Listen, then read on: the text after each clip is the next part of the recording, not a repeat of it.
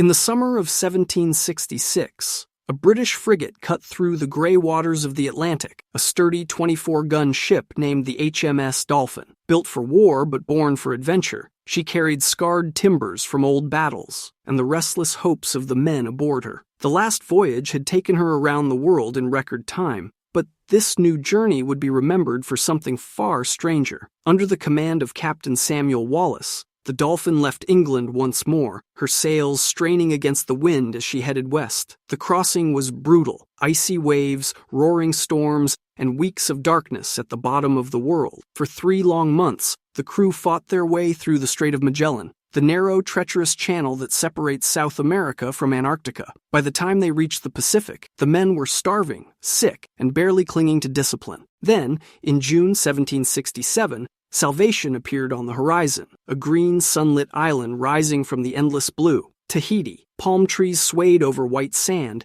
and canoes dotted the lagoon like tiny specks of color. To the exhausted sailors, it looked like paradise. Hundreds of Tahitians paddled out to greet them, bringing pigs, fruit, and coconuts, exactly what the crew needed to survive. Captain Wallis ordered his men to trade beads, knives, and, most valuable of all, iron nails, something the islanders had never seen before but instantly desired. Soon, nails became a form of currency. The ship's master, George Robertson, recorded that a 3-inch nail could buy a 20-pound pig. But then the exchanges took a different turn. While ashore, Robertson and a few men were approached by 3 Tahitian women making a gesture they didn't understand. Thinking they simply wanted gifts, Robertson handed them nails. Later, the ship's gunner told him the truth. The women were offering themselves in return. Word spread quickly. Lonely sailors began prying nails out of anything they could find. Hammocks, railings, even the ship's hull. Bit by bit, the Dolphin was being dismantled for pleasure. Hammocks fell,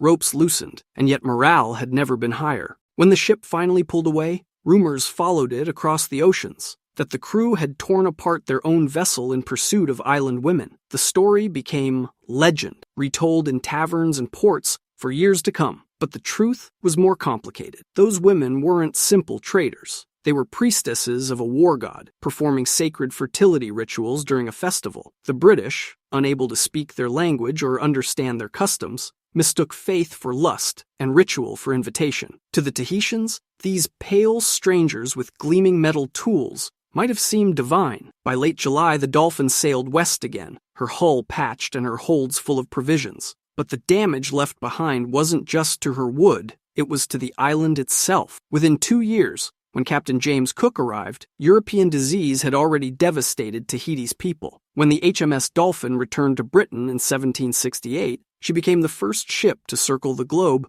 twice. But her most famous story wasn't of navigation or empire, it was of temptation, misunderstanding, and the collision of 2 worlds that would never recover from meeting each other.